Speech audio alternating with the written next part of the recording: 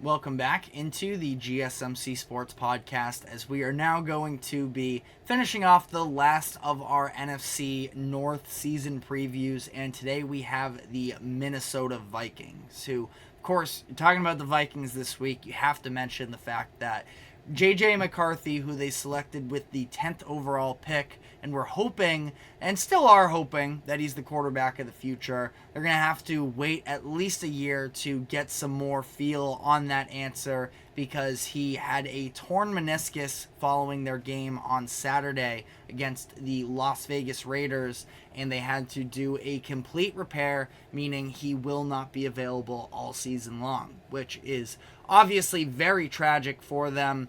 You know, at the end of the day, it sounded like Sam Darnold was going to be the starter anyways, headed into the season, but still especially for the Vikings, where I don't feel like they probably consider themselves, the top of their class, that it would have at least been something fun to look forward to and sort of have looking down the pipeline as following his development. And again, it's just going to have to wait. But for all intents and purposes, in terms of where the Vikings are at headed into this season, I don't think that there is a drastic difference between Sam Darnold and JJ McCarthy.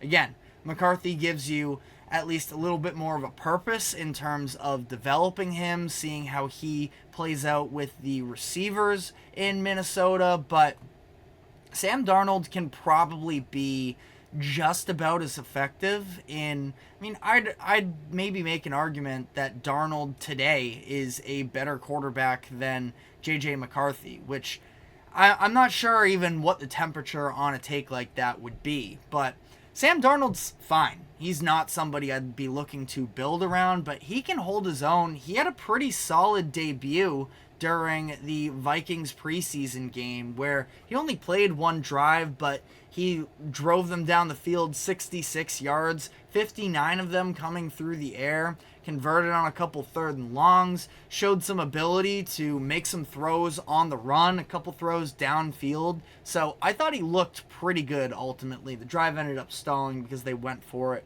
on 4th and goal, but in a regular season game, that's a scoring drive. So you'll take that. And the Vikings signed him to a 1-year, $10 million contract in the offseason, and it's a 1-year rental, so it's not like you're investing money on the books long term into Darnold, but $10 million isn't nothing. That's a substantial amount of money to be handing out, even if it is just for a 1-year deal. So I think the Vikings have some faith in him being able to at least, hold the ground for them. They signed Darnold before they drafted McCarthy anyways, and they gave him that $10 million. They understand, we're probably giving you a bridge quarterback contract, but if you can just sort of hold us down here, be a reliable presence, especially after last year where the Kirk Cousins injury happens, and then the Nick Mullins and Jaron Hall experiment really didn't go well for the Vikings, that I actually think Darnold can have an alright season. So maybe that's going to age very poorly, but I don't think he's going to be some massive liability. Definitely not going to be a standout, but he can hold his own. And this is an offense that last year we saw especially, was pretty reliant on their pass game. The run game is an issue. And frankly, I don't know how much less of an issue it is this year. They have a couple really nice offensive tackles in Christian Darrisaw and Brian O'Neill. Outside of that, some of the internal or interior is the word I'm looking for, linemen, I don't necessarily love. Now, what I do love is the upgrade of Aaron Jones, bringing him in comparison to having Alexander Madison last year. Madison just never panned out for them.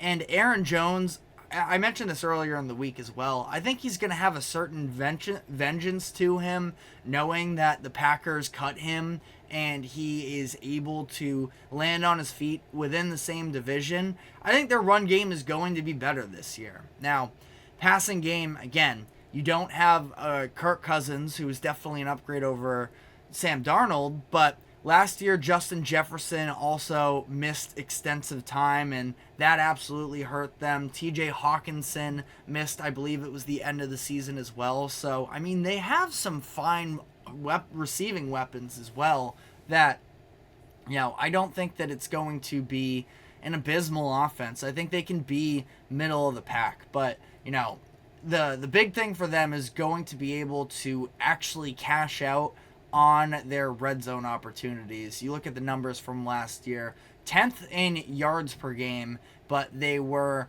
28th in red zone efficiency, which made them ultimately 22nd in scoring from an offensive perspective, which is just not good enough. And I do think, to be fair, they were also going to see the Vikings this year with an improved defense, which is definitely a difference maker for them, because the past few years it's been really rough for them, and especially in the pass game. How do you help address that? Well, there's a couple ways. The sort of first thought would be getting cornerbacks, but I also think that the other part of it is applying pressure on opposing quarterbacks. And that's what the Vikings did. They added Jonathan Grenard and Andrew Van Ginkel, two edge rushers in free agency. Two of them combined, obviously different teams, so it's not a perfect, addition here, but 18 and a half sacks between the two of them last year. They also add a man in the middle in Blake Cashman, and this is really important for the Vikings considering the fact that last year they were so reliant on physically manufacturing pressure, as in sending a blitz, because their regular guys just couldn't get home enough for them. They blitzed more than anybody else in the NFL on 51.5% of opposing teams' dropbacks last season, which was significantly the highest rate in the NFL. The next highest was the Giants at 45.4%. So again, pretty notable gap there. And they were a fine team in terms of getting to the quarterback, but again, it was specifically manufactured by the play calls of Brian Flores dialing up these blitzes. Now it feels like they should be able to get more pressure on opposing quarterbacks just based off of the personnel that they already have out on the field. And that's definitely a step in the right direction for them. It's a pretty middle-of-the-pack defense, generally speaking, I would say. Again, I really like the moves that they made in the offseason to try and bolster the group. It's still a number of questions. I don't know how great I feel about the secondary, which, like I mentioned, is the other half of that equation. They were 24th in passing offense last year. I believe they were sub 30% in 2020 and 2022. I'd have to double check that number, but they have been very bad stopping the pass the past couple years. I don't think that that's going to be, an elite skill of theirs this season, but I definitely think that they are going to be improved. And then looking at their schedule, really interesting here. According to Sharp Football Analysis, they have the Vikings with the 5th hardest strength of schedule. Doesn't look like there are a ton of, top tier out of division opponents. The two biggest ones come in 2 of the first 3 weeks, where it is versus San Francisco and versus Houston. Now, both of those games at home too.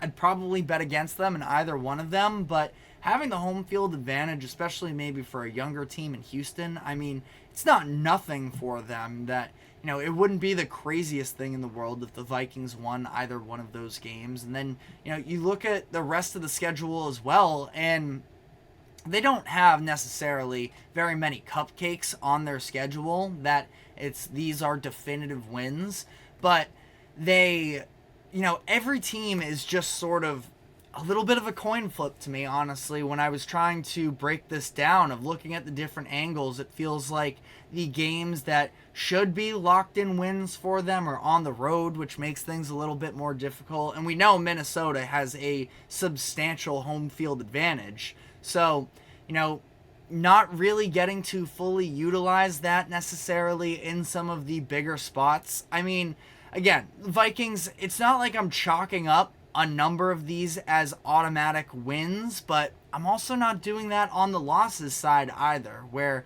you see on their schedule, they're playing the AFC South, which is a bunch of good teams. The Texans are probably great, but it's a lot of sort of, maybe slightly above average where they're going to be competitive games. But, I just think that it's a very interesting schedule, ultimately, looking at it. Fifth in strength of schedule in terms of toughness doesn't totally sit right with me. But again, if you're talking about not an absence of extremely winnable games, I do see it from that perspective. But all of that being said, I have the Vikings going 6-11 this season, which I think is probably about fair. It feels a little bit disrespectful to them, but at the same time, again, I look at the schedule and let me know in the comments section which games you're looking at and you're thinking that the Vikings are 100% winning that game. I don't think that you can get above 6, but their over-under line, according to Vegas, is 6.5, so definitely going to be in this range. We'll see how it all plays out for them. I do have them as last in the NFC North. I think the NFC North is going to be very tough this year, and that's the other part of their schedule as well. Is it's not like the out-of-division games, you don't get necessarily any cakewalks. There's nobody in your division either that you can say definitively they're going to, take any of those games. Now, they split with the Packers and the Bears last year, so they're going to be definitely on the same playing, have a chance in any of these division games, but they're all a bunch of difficult matchups as well. So Vikings, I do think, are the weakest of the group ultimately, but let me know in the comment section what your thoughts are on that. So we are going to be taking our final break in a moment. Before we do, though, want to address a comment here from Pastor J of Brandon Ayuk was just offered final contract, 3-year, $30 million, but guaranteed money still with Pittsburgh. I mean, 3 years, $30 million. If it's $30 million a year, I think that makes a lot more sense. I'm curious if you could elaborate a little bit more there, because $10 million per year, there's no shot that Brandon Ayuk is signing that contract. So I don't know. I mean, honestly, I've been kind of putting off additional Brandon Ayuk content just because we've been talking about it all off season long, and I'm kind of just done with it until something happens. But it is very strange, the standoff that's going on right now in San Francisco with Pittsburgh and with Ayuk and how all of this is going to play out. But we do appreciate the comment. Again, if you want to maybe pull out a little more details there on that, I can dive further into it. But for now, we are going to be shifting gears to the NBA, as the schedule for the 2024-25 season was just released yesterday. So we are going to be talking about all of the big headlines there. So stick with us, and we will be right back after this quick break.